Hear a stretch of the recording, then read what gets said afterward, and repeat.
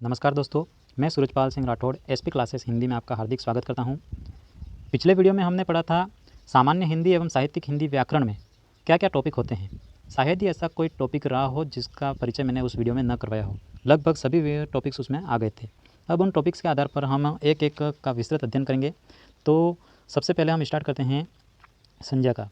जैसे देखो, किसी भी पूजा को स्टार्ट करने से पहले सबसे पहले हम गणपति जी की आराधना करते हैं, उनकी पूजा की जाती है, तभी वह पूजा सफल मानी जाती है। तो इसी प्रकार से व्याकरण की भी हम चर्चा करने जा रहे हैं। तो सबसे पहले हम संज्ञा से ही स्टार्ट करते हैं, ठीक है। और एक बात बताऊँ मैं आपको कि किसी बच्चे का जन्म होता है तो फिर हम उसका क्या करते हैं, नामकरण करते हैं।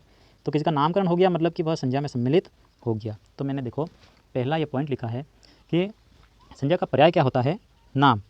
अब मुझे ये बताओ, इस संसार में ऐसा क्या है जिसका कोई नाम ना हो? ऐसी कौन सी चीज़ है जिसका कोई नाम ना हो? मेरे हिसाब से कोई नहीं, है ना। हर शब्द मतलब हर व्यक्ति या वस्तु का कुछ ना कुछ नाम अवश्य रहता है। तो जहाँ पर नाम है वहाँ पर संज्ञा है, ठीक है। तो किसी को नाम दे दिया मतलब कि उसको संज्ञा में सम्मिलित कर दिया। अब उसकी परिभाषा हम सबको पहले से पता है।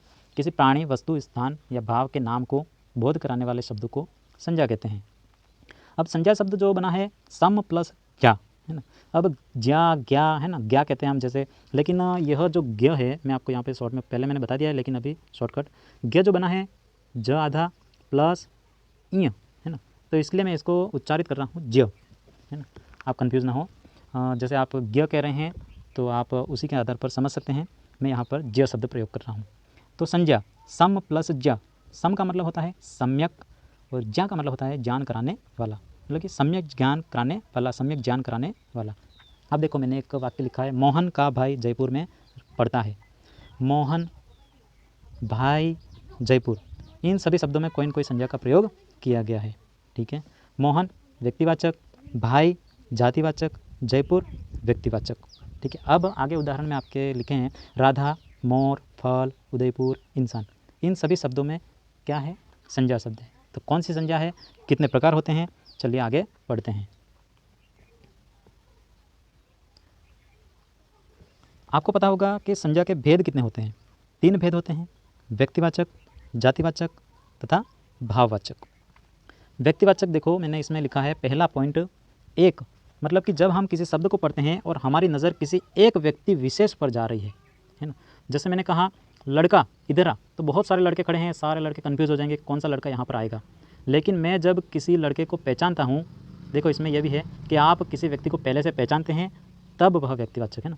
तो आप किसी लड़के को पहचानते हैं, कह रहे हैं कि मोहन इधर आ, तो मोहन जो शब्द होगा वह क्या हो जाएगा, व्यक्तिवाचक। लड़का इधर आ, तो सारे लड़के आ जाएंगे एक साथ में, तो फिर वह जातिवाचक। तो जब वह कोई शब्द होता है वह सामान्य है, मतलब कि लड़का एक सामान्य शब्द है, ठीक है, सामान्य अर्थ दे रहा है, बहुत सारे लड़के होते हैं इस संसार में, तो फिर वह जातिवाचक है। लेकिन जब लड़का शब्द लड़कों का समूह है, उसमें किसी विशिष्ट को आप पहचानोगे, फिर उसको पुकारोगे, तो वह तब क्या बन जाता है, व्यक्तिवाचक, ठीक है। इसमें 2 पॉइंट सबसे महत्वपूर्ण हैं। एक तो वह किसी एक की ओर संकेत कर रहा है, और दूसरा पॉइंट यह है कि पहले से आप उसको क्या कर रहे हैं, पहचानते हैं, तभी तो आप उसको नाम से पुकारोगे। तो जब आप किसी को पहचानते हैं तब वह व्यक्तिवाचक में सम्मिलित हो जाता है। देखो मैंने यहाँ पर उदाहरण लिखा है एक, राधा और लड़की। तो राधा, जब बहुत सारी लड़कियाँ खड़ी हैं तो आप पहचानते हैं, तो उससे पहले ठीक है, नहीं तो फिर नहीं पहचानते, उससे पहले सारी लड़कियाँ आपके लिए समान है। तो लड़की इधर आ, किसी एक लड़की को पुकारना है, तो फिर सारी लड़कियाँ कन्फ्यूजन। फिर आप किसी एक लड़की को पहचानते हैं पहले से, फिर आप कहेंगे कि राधा इधर आओ, तो राधा, राधा शब्द में कौन सा है, किसी व्यक्ति का नाम आता है अगर तो व्यक्तिवाचक, और अगर व्यक्ति स्वयं आ रहा है, ठीक है, व्यक्ति शब्द में कौन सी संज्ञा है, तो जातिवाचक है, ठीक है। लड़की शब्द में कौन सी है, तो जातिवाचक है। अब मैंने उदाहरण लिखे हैं कमल, भारत, सीता, गंगा, हिमालय। किसी का भी नाम आ रहा है, नदी का नाम आ रहा है, पर्वत का नाम आ रहा है, किसी मैदान का नाम आ रहा है, किसी देश का नाम आ रहा है, किसी व्यक्ति का नाम आ रहा है, किसी गाय, भैंस, बैल, इनका भी अगर आपने नामकरण दे दिया है, फिर नाम से पुकारते हो, तो वहाँ पर कौन सा हो जाएगा, व्यक्तिवाचक। जैसे एक बात बताऊँ मैं आपको कि कोई शब्द कहीं कहीं तो व्यक्तिवाचक भी हो सकता है और कहीं जातिवाचक भी हो सकता है। जैसे उदाहरण के माध्यम से मैं आपको बताऊँ, जैसे मैं यहाँ पर लिख रहा हूँ रावण, है ना। तो रावण क्या है, व्यक्तिवाचक संज्ञा है, लेकिन मैं इसको वाक्य में प्रयोग करता हूँ। यहाँ पर लिखा हूँ मैं, आजकल हर जगह रावण है, ठीक है। आजकल हर जगह रावण है, तो यह जो रावण शब्द मैंने यहाँ पर प्रयोग किया है, तो यह जो शब्द होगा वह कौन सा हो जाएगा, जातिवाचक हो जाएगा, क्योंकि रावण जैसे लक्षण वाले लोग इस संसार में बहुत सारे हैं। तो वाक्यों में प्रयोग के आधार पर ही हम डिसाइड कर सकते हैं कि वह व्यक्तिवाचक है या जातिवाचक है। या फिर रावण मात्र शब्द दे रखा है और उसमें सीधा पूछ लिया है कि भाई रावण शब्द में कौन सी संज्ञा है, तो सीधा आप बता सकते हैं व्यक्तिवाचक, लेकिन उसको वाक्य में प्रयोग किया गया है तब हमें थोड़ा समझना होता है। तो दोस्तों अब आगे बढ़ते हैं।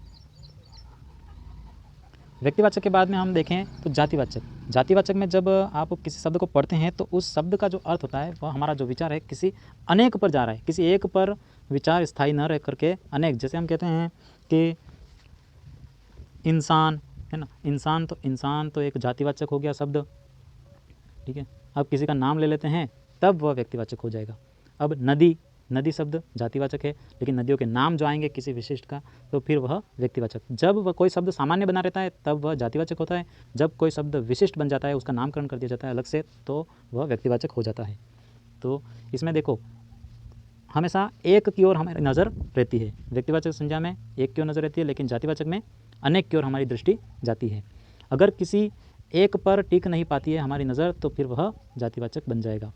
व्यक्तिवाचक वस्तु स्थायी नहीं रहती है, उसका कभी कभी अंत हो जाता है। जैसे बताऊं मैं आपको,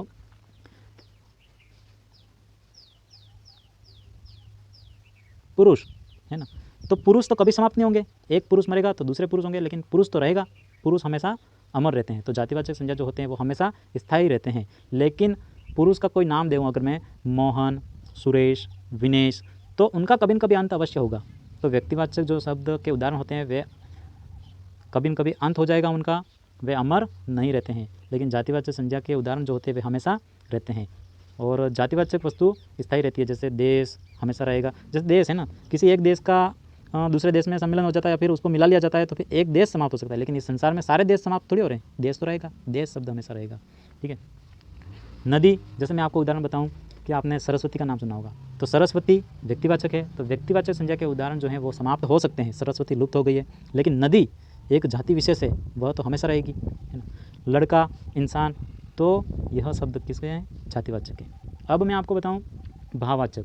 भाववाचक संज्ञा में जो उदाहरण होते हैं उसको हमें याद करने के दो ही माध्यम हैं। एक तो हम उनको क्या कर सकते हैं, ये मन के विचार होते हैं, मन के भाव होते हैं जिनको हम महसूस कर सकते हैं। और दूसरा पॉइंट मैं आपको याद रखने के लिए बता रहा हूँ कि उनको छू नहीं सकते, हम उसको टच नहीं कर सकते हैं। जैसे आप बताऊँ कि एक शब्द ले रहा हूँ मैं, इसमें देखो मैंने उदाहरण बताए, प्रेम, घृणा, ये सब मन के भाव हैं, तो इनमें कौन से हैं, भाववाचक संज्ञा है। लेकिन एक उदाहरण के माध्यम से आपको स्पष्ट कर दूँ, जैसे एक उदाहरण लिखता हूँ मैं,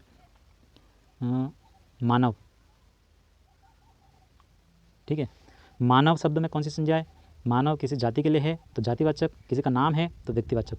तो अब इसमें मैं मानवता, ठीक है, आप मानव को टच कर सकते हैं, किसी व्यक्ति को टच कर सकते हैं, इंसानों को टच कर सकते हैं, लेकिन उसके मन का विचार है, मन का भाव है मानवता, तो मानवता को हम टच नहीं कर सकते हैं, ये हमारा क्या है, भाव है। तो भाववाचक संज्ञा में आ जाएगा और उसको हम महसूस कर सकते हैं, ठीक है।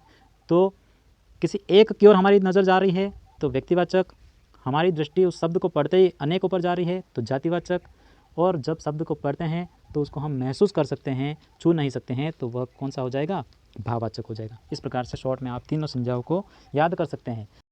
अगले वीडियो में संज्ञा के तीनों प्रकारों का विस्तृत अध्ययन हम करेंगे, लास्ट में कुछ प्रश्न भी होंगे। तब तक के लिए धन्यवाद, जय हिंद।